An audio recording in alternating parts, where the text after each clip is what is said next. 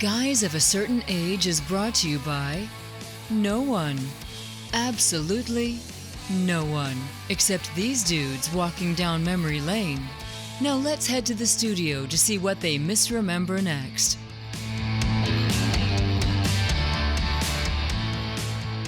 It's the podcast that roars like a lion and a lamb. It's Guys of a Certain Age. Robbie Koblenz in studio alongside Art Shirley. I don't know if we truly roar. you and I kind of grumble more than roar. And then there's Jay, who's not with us today. That's right. Now, it's not because we fired him. That's right. After the events of last week. So, yeah, clarification. So, Mrs. Reed, he's not here because he couldn't be here and not because we fired him. I think it's because she grounded him. Oh, okay. Oh, maybe we weren't supposed to say that. That's right. Were we? So, all right. But anyway, I think Jay may join you when I'm gone. Yeah. Maybe. Who knows? Who knows what the future will hold? That sounded like all this will be yours one day. Son, all this will be yours. Yeah, right. Whether you want it or not. That's right. The burden of the things that you think are great that your kids will want, that your kids have no interest whatsoever. Yeah, no thanks. No, we're just going to burn it once we bury you, you know, or put it on eBay. Yeah. So anyway, all right, let's jump into some Geeks of the Week. What do you have? I have a sad geek to report. Louis Gossett Jr., who probably is best known for his role as Chicken George in Roots and the drill sergeant, Sergeant Foley, an officer and a gentleman, passed away March 29th, so a few days ago as we record this. He was 87 years old. He also was the first African-American performer to win Best Supporting Actor, the Oscar for Best Supporting Actor for the Sergeant Foley role. Just a brilliant actor. Like I said, loved him in Chicken George. But in terms of geek cred that he's got, he also starred in the movie Enemy Mine. Do you remember that one? I remember Enemy Mine. Yeah. It's kind of a lizard-like character who becomes pregnant at some point and and has an egg, I think, lays an egg and has a child, and it's a very interesting story. I need to watch that again. We had that thing where we were watching old movies. We did Last Starfighter and then just kind of dropped the idea altogether. Yeah. Our regrettable movie segment. Yeah. And but that would be a fun one to watch again. Whether we do it for the show or just do it. But anyway, do it for ourselves. Yeah. So Louis Gossett Jr. passed away at 87. He was also in the 1989 version of The Punisher. Oh, was he really? Yeah. Okay. Yeah. Now, I guess my question was, I'm going to look it up and get his IMDb because he was such a talented actor. He wasn't in The Powers of Matthew Starr, was he? Oh, I don't know. Remember The Powers of Matthew Starr?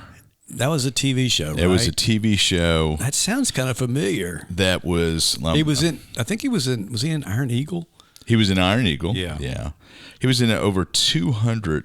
and he kind of suffered from that Oscar winner thing where you never get a role that, Yeah. He voiced... Although fans of Enemy Mine may dispute that. Yeah. He was in Stargate SG-1. Oh, okay. I'm looking at other stuff. The Dead Zone, which was a TV series there for half a second. Yeah, 03. That's right. Anthony Michael Hall and Christopher Walken role. That's right. Mm-hmm. Legend of the Mummy. I do not remember that at all. I think that's one of those probably direct-to-video. 1998. Yeah, he did get kind of stuck into some not real good, fun movies. So I'm looking him at 1994. He was a voice actor in Captain Planet and the Planeteers. Really? Yeah. That's interesting. We ran that on Channel 5 back in the day. He was in Toy Soldiers. Was he a character in Toy Soldiers, or was he an actual actor? Dean Parker. Looks like he was actually acting. So he wasn't one of the soldiers. Wasn't Tommy Lee Jones the main soldier in that? I believe he was. Yeah. That's a good movie. I wouldn't mind seeing that again. Yeah. Or I remember it being a good movie.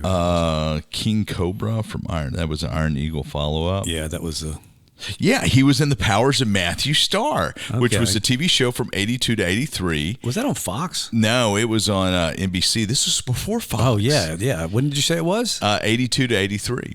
Okay. And that's right, because that was right after An Officer and a Gentleman. Yeah, I was going to say that wasn't too far after his Oscar win. Yeah, which he goes to The Powers of Matthew Starr. Do you remember that TV show at all? Yeah, I remember it, but just...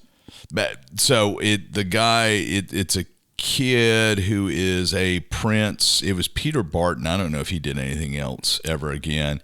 He was a prince from another world. They were hiding him on Earth, and he had kind of superpower sort of things. Yeah. And he was a prince on the planet Quadris who was forced to flee to Earth when his planet's government was overthrown by despots. How many seasons did The Powers of Matthew? Dose seasons. That's uno mas than I thought. Well, I say it's 2 seasons. It was 24 episodes, so it may have just. I think it was 2. I think it was 2 split seasons, if I remember correctly. Yeah, okay. Nope, I'm lying. It was 1 season with 21 episodes. So, yeah. But I remember Lou Gossett Jr. in that. And it seems like there were a bunch of TV shows that were kind of a similar, they were trying to find a hero show to do. Yeah. Because obviously the success of Star Wars, New Hope, Empire. And Superman, the 78 Superman. That came out, And so all of a sudden it became, hey, let's do some sci-fi tingy sort of thing. And right. Some things worked and some things didn't. Yeah. So The Powers of Matthew Starr. How did they get Louis Gossett Jr. for that? Probably they signed him when he was in the middle of shooting Officer and Gentleman. That's probably what it was because of the timeline. Yeah. That's probably exactly what it was, and he's going great. Yeah. No wonder, right. Can I renegotiate my rate based upon I have an Oscar that I'm bringing some credibility to this TV show that otherwise has. And don't you know, starring Oscar-winning actor Louis Gossett Jr. Yeah. So, but anyway, and talented artist. So, long list. I'm pulling up my stuff as I went for my IMDb, my geek stuff. So, speaking of Punisher, Lou Gossett Jr. was in. What now? So who was that? The Thomas Jane Punisher? Who was? I think it was the Dolph Lundgren. Oh, I forgot. That's right. Yeah. There have been set pictures from Daredevil Born Again that showed John Bernthal as the Punisher. Okay. So I never did watch that one. I didn't either. I need to go back and. Is it still on Netflix? Yeah. Okay. Well, no. Oh, it's on Disney. It's all Disney. All this stuff went to Disney. All Disney all the time. So it has been made canon. That all those series have been made canon. All of them have. All of them. Even Luke Cage. Good, because that was one of my favorite ones. And Iron Fist. Iron Fist 2? Yeah. Wow. So the guy who played Iron Fist, I can't remember his name, on his Instagram feed this week, he threw up a picture of a Luke Cage Iron Fist comic book. Oh, wow. With them in it? Or just a regular comic book? Just a comic book from way back. So hoping to generate some interest in that? Or? Speculation he might make a cameo. Okay. So, because, what's her face? Kristen Ritter, who played Jessica Jones. She had done something similar a few months ago where she had her purple shirt on or whatever it was that was kind of her costume from the Netflix. She's like, if you know, you know. Yeah. So it would be great to see those guys. And there's speculation it may run into a Heroes for Hire type of series next. That was the comic book with Luke Cage and Iron Fist. Yeah. Mm-hmm. Which could be like a Junior B Avengers team. Or Defenders, I guess. Yeah. Really. Yeah. Yeah. Mm-hmm. But that'd be cool. It would be really cool. So, but and the thing is, you could bring in, if they're canon now, and you could bring in some folks that kind of might fit into that world from the cinematic universe. Yeah. So we'll see who that is. Yeah, it'll be fun to see what they do. Mm-hmm. Speculation now: are they going to go back and incorporate Agents of S.H.I.E.L.D. into canon? Oh wow! Okay. Which did you ever finish watching Agents? Yeah, I watched all of Agents of S.H.I.E.L.D. So I did not get to the time jump. I need to go back and rewatch and get the time jump and the whole. It gets complicated. Yeah, timey-wimey, wibbly-wobbly. Yeah. So. But I enjoyed the whole run. I mean, some seasons were better than others. Yeah. But in general, I thought it was a really I thought it was good. To me, it's a shame that it's been kind of abandoned as it has. Yeah. Same thing with the Agent Carter miniseries. Oh yeah. So even more so with the Agent Carter, because it's a short series. It absolutely fit in the timeline because they didn't. With Agents of S.H.I.E.L.D., they had to do some things to shoehorn plot lines in between movies. Agent Carter was able to kind of exist outside of that because of where it existed. Yeah. After the events of the first Captain America. Very much self-contained. Yeah. Mm-hmm. I forget the guy who played Jarvis in Agent Carter. Oh yeah. He was good. He was great. Uh-huh. He is in the Apple TV Plus Constellation series. Oh, yeah. It's about to wrap Yeah. up. Have you watched any of that? No, and I need to watch that. It's I've kind of stalled out a little bit on it. Oh, really? I need to finish it. Okay. It's good. It's good. It's not quite Silo good. Yeah. Okay. But better than what was the other show that you guys started watching? Foundation. No, You like Foundation? I like Foundation. Yeah. It had Sam Neill. Oh yeah. Invasion Or whatever. Is that what it is. was? Yeah. Yeah. Yeah. Yeah, that I couldn't get past. Foundation, I did like Foundation better than Invasion was like a non-starter for me. I watched one episode and go, no, this just isn't working. And it may be okay, and maybe I need to go back and see it. I finished the 2 seasons, and I don't know that I'll revisit. But the Constellation looked good to me. Yeah. I need to go. And so how many episodes is that going to be? 8, Okay. maybe? Have they all pretty much released? I think they've dropped at this point. Okay. So, because I think I'm on 5. Have you started watching Three Body? We started Three Body Problem, got a few minutes into it, and decided we would wait until after we finished. We have a couple of the series and said, let's wait because I think this is going to require more attention. Yeah. So Yeah. we're finishing Shogun. Well, I guess we've got several episodes of that left, but we'll probably finish that first. Yeah. And you've enjoyed Shogun. Yeah, it's really good. Yeah. I need to watch it. Yeah. And Becky started Palm Royale. Isn't that a dishwashing liquid? It sounds like it, doesn't it? Which one is that? It's a Kristen Wiig okay. thing set back in the 60s. Yeah. Yeah. I watched an episode with her last night, and it was okay. It was good. I mean, it was actually pretty enjoyable. But, Yeah. So she's watching that. Yeah, you need to watch Constellation instead of Palm Royale. Yeah, maybe I'll watch that while she's doing that. That's what they call a dishwashing liquid in Paris. Palm Royale. Palm Royale. A Royale with cheese. So, anyway, I've got something else that's going to bring up since we don't have a regrettable segment. Oh, excuse me. We don't have Jay's Regrettable Segment. Brought to you by Palm Royale. The dishwashing liquid from the 60s. That's right. That Jay's That's right. just discovered. So it looks like DC Comics is leaning into the what if sort of Marvel. Let's take alternate timelines. Did you see this? They so back in December, we missed it entirely. They did a reissue of what was it, Batman 428, where Jason Todd's killed, and so they reissued 428. I did see that, with Jason Todd living. Right, they used it because they had drawn. I think, from what I understand, Jim Aparo had drawn both endings. Yeah, because they were, it came down to the phone call. Did you call in? No, I don't remember that.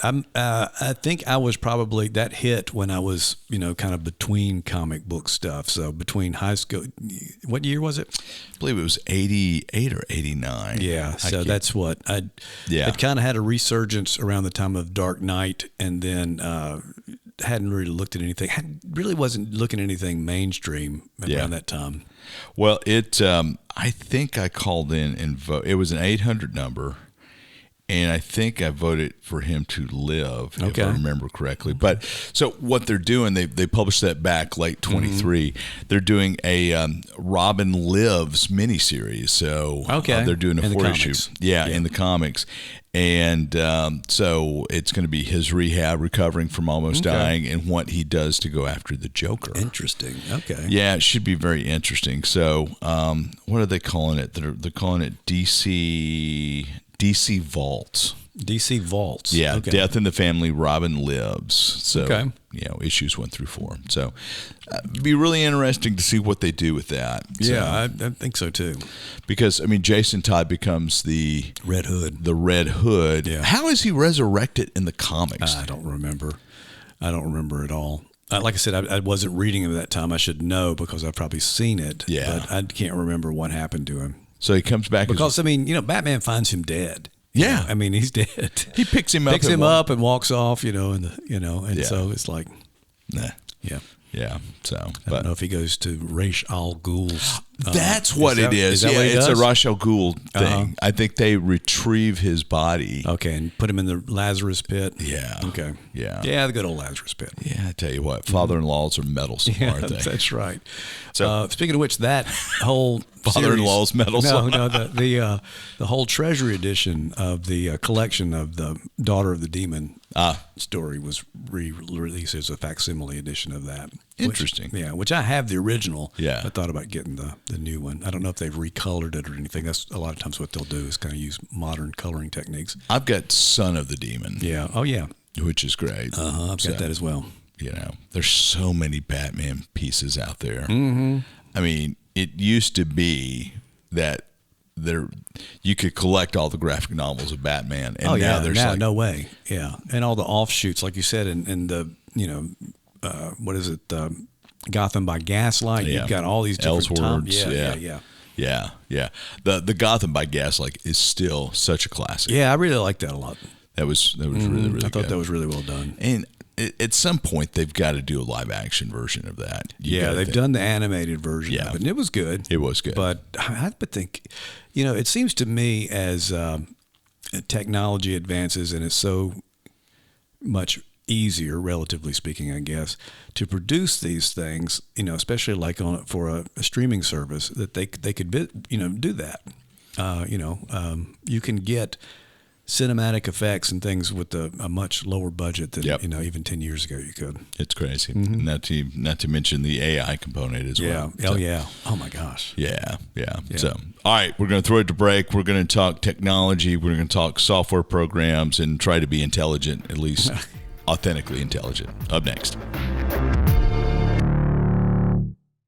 And we're back. And so this last week as we're recording, two pieces of software that Art and I use have decided to, it was a buyout is what it was. Okay. So you want to talk a little bit about Canva and Infinity? I have Canva Designer and Canva Photo. I can't remember. You have Affinity. Affinity, yeah. I'm sorry. I have Affinity Photo and Affinity Designer, which is their kind of takeoff on Photoshop and Illustrator. And they've also got, Affinity has a new program called Publisher, which I think is an unfortunate name because Microsoft Publisher is reviled by designers everywhere. But anyway, that's their page layout program. So Affinity came out with these programs a few years ago when Adobe went to a subscription-only service where they were going to basically, I'm not going to say hold you hostage, but they do in a certain way. Yeah. And I mean, $30 to $50 a month, depending. Yes. Oh yeah. To subscribe to their Creative Suite, and you pay that forever and ever. Forever. And and there's no way you used to be able to buy a set of compact disc, or maybe they even went to DVDs before they stopped doing it.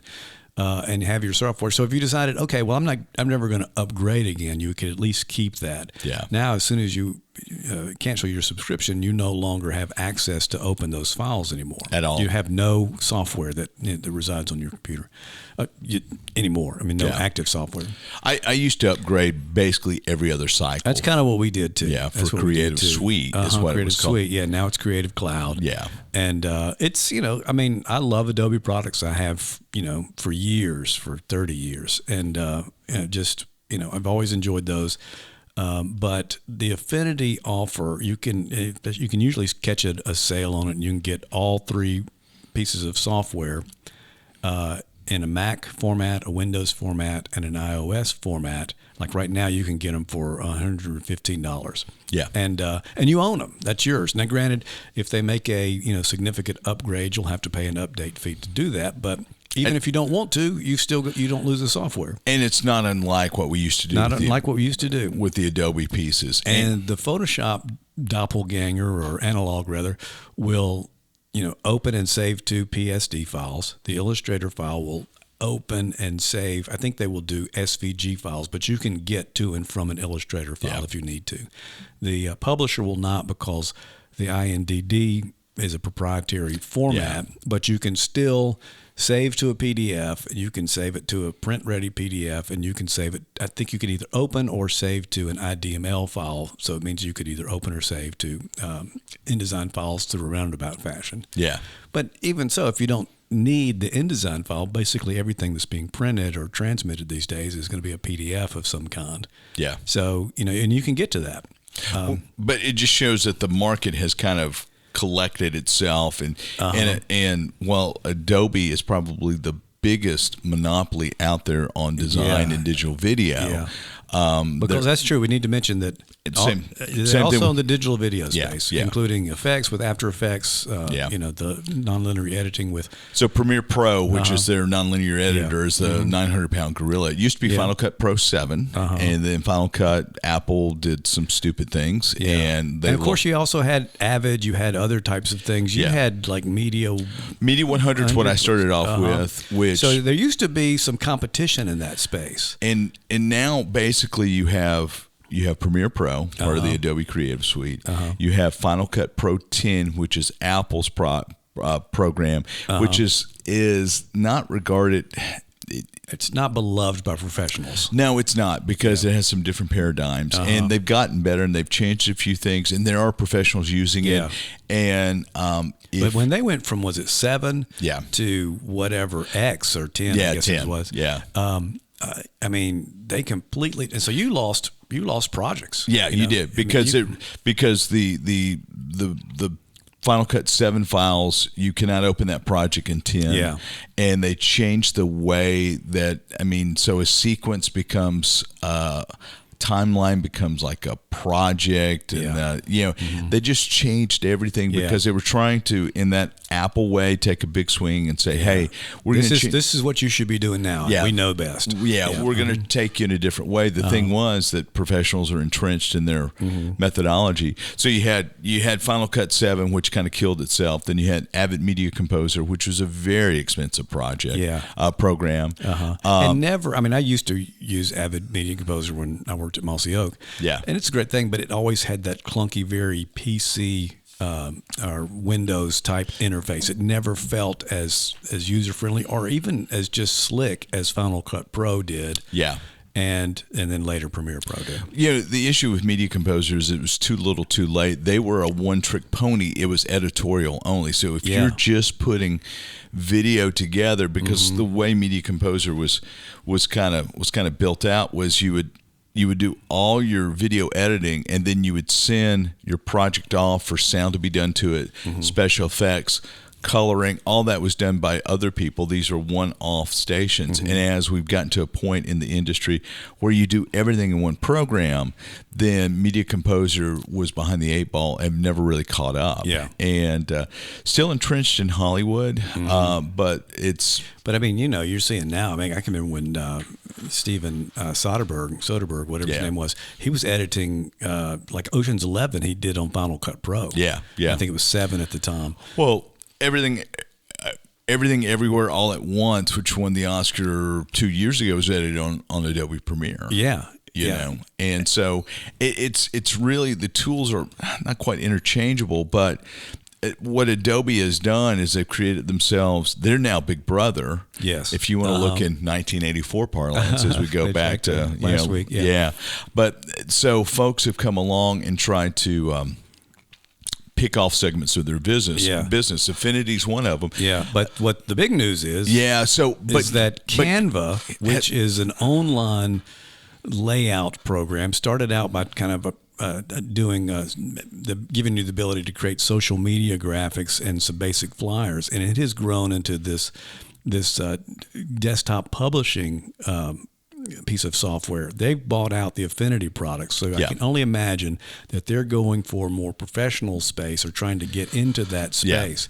But it is for amateur designers and even professional designers, you've got to know how to do Canva now. We're doing it a lot at work, because what we'll do is set up templates that our non-designing folks can go in and make changes to, and it's a great system. There are some problems with some of the PDFs that are output from Canva, especially if you're trying to do accessibility. But again, they're working towards that. I think with Affinity, they're going to try to work towards that. And it's just over the years that you and I have been in this business, and even before then, we see these paradigm shifts come Yeah. and go. I mean, there used to be the thing, what's going to be the Quark killer? And now if you say that, people go, what is Quark? That's right. But Quark used to own, first of all, it was PageMaker Yeah. that owned that space, I owned love the desktop publishing space. And, Aldus PageMaker. Yeah. And then I think Adobe bought that at one point. No, it was Aldus, then it was Altus. Oh, really? Yeah, PageMaker. And then Macromedia had it. Macromedia did have it. And that's then right. Macromedia, which also had Freehand, if you remember Freehand. That's right. Freehand, because I know people that still prefer Freehand. I love Freehand. Yeah, I mean, that's the program. You would either do Illustrator or Freehand. It's Coke or Pepsi. Yeah, you know. it's exactly what it was, Coke or Pepsi. Yeah. Yeah. And then Adobe bought Macromedia primarily for Director, and then they just killed everything and brought, And I remember taking a class. This is well after college for me. I was, working in Memphis and took a class on PageMaker. I was working in Memphis. Actually, wasn't anywhere close to Bill, but I was working. I was working a block away from Bill. Doesn't matter. Sorry, diversion there. But I ended up taking like a night school class or whatever on PageMaker, so I could start to learn. Yeah, so I could start learning digital editing. Yeah. And then it ended up getting a job and moving down to West Point for Brown Foods, where they were a Quark shop in terms of page layout. They had Photoshop and Illustrator. That's what everybody had. And we were running, just like, I can't even remember how much megabytes of RAM we had. Which was a lot. Megabytes of disk space or whatever. Yeah. Running a 2FX. But anyway, Quark kind of owned the space for a long time. Quark was the thing, and again, it was the desktop publishing thing. But Quark was slow to get to the PowerPC architecture. Yeah, which is what Apple moved to. Quark did the same thing that we see Adobe is doing now, where they think nobody can touch us. We're the as you said, the 800-pound gorilla. Yeah, and nobody's going to take this space away from us. I remember when I was working at Bryan, going to a digital design conference, and a guy said, better than doesn't get you, good enough gets you. That's right. Because if something's good enough and the price point is right, people are going to go to that. That's right. And Canva is good enough for a lot of people. One of the things I saw with the Canva Affinity acquisition was the CEO of Affinity said, we have great professional level tool set, but we do not have very good collaboration at all. Right. Canva is lacking some professional tools, but has amazing collaboration. So, what was Adobe's Canva attempt? Adobe has Adobe Express. Yeah, which is it's a great program. I mean, you get it free with Creative Suite. Yeah. The place where Adobe has screwed up on this is you can import stuff. You can go back and forth between Photoshop and Illustrator and Adobe Express, but you cannot go to InDesign. And that's, to me, if they had done that, they would own that. They would own that for professional space, because then you could send that to your amateur folks, your folks that you have to support, and said, use Adobe Express. Or prosumers. Prosumers. Yeah, that's exactly who you need. Yeah. So you would say, use this tool instead. It works like Canva. It's got, some more options that you can do, take advantage of. But the biggest thing is we can export this to an InDesign file, and then it could go to your professionals, and they can turn it into a more professional document at that point. That if Adobe would do that, I think they would own the space. I think it's too late at this point. I think it's too late. Yeah, it's definitely too late, especially in light of this latest announcement. Well, Canva is everywhere. Canva's everywhere. Yeah, and there's some great designs on Canva. There really are. Now, I have heard, and I agree with this statement, Canva doesn't make you a designer any more than a microwave makes you a chef. That's right. It's a tool. It is a tool. But the thing is, it's got some really good templates. If I need to knock a social media post out quickly, yes, it's got so many templates to start with. The keywording is so in depth. I can find something, take it, I'll modify it a little bit, and boom, there it goes. At schools, churches, our church has a Canva account, and I'll set up a template. And then they're able to, take it and modify it and go with it. And it's just a great tool for that. But again, like you said, the templates that exist in there already are just something, okay, I'll do this. And then you've got a very, very professional looking piece. You do. So Canva and Affinity, they've it's a warning shot across the bow. On the digital video side. I was going to, I mean, so DaVinci Resolve has really become the kind of second place video editor in the prosumer world. It's still free, right? So you've got a free version, and then you've got the studio version, which is $300, which is a one-time purchase. One-time fee. Yeah. $300 for a professional video editing system is nothing. And it's different on the back end than Premiere is. Yes. Uh-huh. It has the database component that Media Composer had. You have, and Blackmagic Design's done a great job of kind of hiding all that behind the man behind the curtain. But it does everything. And what Grant Petty, who owns Blackmagic Design, has done, he has found software companies that are about to go out of business or they're in bankruptcy, and he buys their assets. He bought Resolve from DaVinci Systems. He bought Fairlight from Fairlight, which was a Pro Tools competitor early on. Right. Pro Tools being an audio editing. Which is owned by Avid. Yes, right. And it's the only thing. The Pro Tools infrastructure is the only thing probably keeping Avid profitable at this point. Oh, I would absolutely agree with that. Yeah. And so he's packed. Grant Petty's packed in editorial, your typical editing. He's got your coloring, which that's what Resolve was built to do, was to come in and do a color pass. They bought Fusion, which is sort of like After Effects, but not exactly. Yes. It's a node-based compositor. And Fairlight. Which if you start to work in Blender, which is the free 3D software, then this node-based thing is where everything is going. Yeah. And that's the way Resolve is in the color. You work in nodes, you push everything through a pipeline. Instead of a layer, you do a node-based, and it takes a little get used to. It's a very different system, but it's extremely powerful once you understand it. It is. And so you've got Fairlight, which is the audio part of it, and then you can export to any format. So all of a sudden, Blackmagic Design has created this professional grade complete suite for $300, or you can get the free version, which I don't think you can output 4K. Right. There's some limitations to it, but it's a great way to start and learn the thing. Absolutely. And then because everything you create in the free version, once you do the paid version, it's the exact same. And then you have more possibilities with the paid version. And the $300, and the only way that you can get video out to a broadcast monitor with Resolve is if you buy a Blackmagic video card, and so it pushes hardware sales as well. Yeah, so it's the loss leader for their hardware. Yeah, but I think Blackmagic's got some great hardware. They do. Yeah, they absolutely do. They're the ones that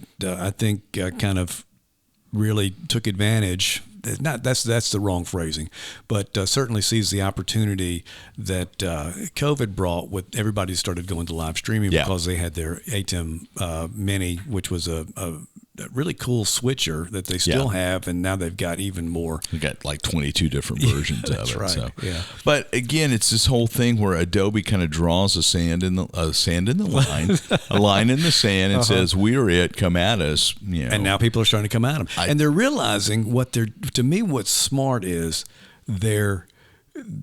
people are finding, little niches and stuff to go after. Okay, we can attack this space. We don't have to go after the whole giant. Yeah. They can almost like some kind of snow speeder wrapping a cable around the legs of Adobe's ad. So that's right. Or going on a trench run. Use the force. Yeah. Affinity. Well, yeah, exactly, and that's kind of what they've done. So it's going to be real interesting to see what happens. Yeah. And then you add the AI component in. I fly out in a week and a half to NAB. So oh my gosh! I'm really curious. That was coming up. Yeah. So I'm really curious what the AI component that's going to be bundled into everything. Which AI. Come on, we've had machine learning in software for 10 years at least. Again, and it's the same thing. And it's a tool. As an artist, I certainly don't want. I understand what people are saying when you don't want your artwork to be pulled and used in something, with a copyright violation. But the idea of being able to generate ideas, if nothing else, quickly through AI is just an amazing tool. And a lot of these things, Canva has an AI component. Yeah. Adobe's putting AI components they call Sensei into all the stuff that they're doing. So that's you know, if you don't want to work in AI, it's probably time to find another line of work. But You should become Amish. yeah, that's right, because it's going to be everywhere. It is. Yeah. It- In fact, this whole podcast has been generated by. well, there's nothing intelligent about this podcast. Right. It's just artificial. Yes, just artificial. Just artificial. I have a feeling, and thank you, our listeners, for indulging us in this, because we do this every once in a while, kind of do a tech geek out. I think we had every bit as much participation from Jay. And that's no offense, but just had he been here, I don't know that he would have had much to add to this. But Mrs. anyway, Reed, I said that. I did with- not say that. Art said that. I didn't so. say anything offensive about it. I just said Yeah. this is kind of the thing that you and I go off every once in a while. Yeah. Maybe the listenership drops at this point, but it's Down to really a 2. fascinating thing, and you know, it's to me, it's going to be interesting to see what happens in the future. Well, and then the macro trends in technology are always fascinating. The Justice Department has sued Apple, claiming that its iOS App Store is a walled garden and monopolistic, and which I find really hard to. They go after Apple every couple of years. They really do. I mean, you can go buy an Android phone, and you're not locked into buying an Apple device. No, you're not. You're not at all. Yeah. So, but we'll see what happens there. But the one thing is, all this technology, all these things will eventually, speaking of your phones, will eventually affect things that you do on your phone. Yeah. You know, you have iMovie, which was, first of all, came out as a little brother to Final Cut Pro on the desktop machines. And now you can edit, you know, movies on your iOS device. Well, let me tell you what I saw as we're flying back. Now, I guess we're flying up to Chicago. Yeah, Bonnie and I were in Chicago this weekend. As we're flying up Sunday afternoon, there is a crew member. She was not actively flying, but she was in I think it was, we were flying United. She was in a United crew member. So she was a co-pilot. She was a pilot. And she was sitting the row in front of me to the right, kind of catty corner for me in the aisle. And I noticed she was doing active photo retouch on her phone. Wow. And it was crazy. And so, not that I'm like trying to stare, but I was just fascinated by what she was doing. She had this picture of her and some friends, and she came in using different tools on her phone, right, and eliminated maybe some discoloration on the face. It's much more than just adjusting brightness and contrast. It was crazy what she was doing. Yeah. And I just thought to myself, wow, this is where we are. Yeah, where anybody crazy. could do this on their phone. So, So that's, and there's a liberation that allows everybody to do, again, as we were talking about with the technology and the possibility of making movies, now everyone has that opportunity, or most people do have that opportunity. Unfortunately, there's not anything out there to make you or I look better. Yeah, that's true. So, all right, that does it for us this week. We'll see you next time around.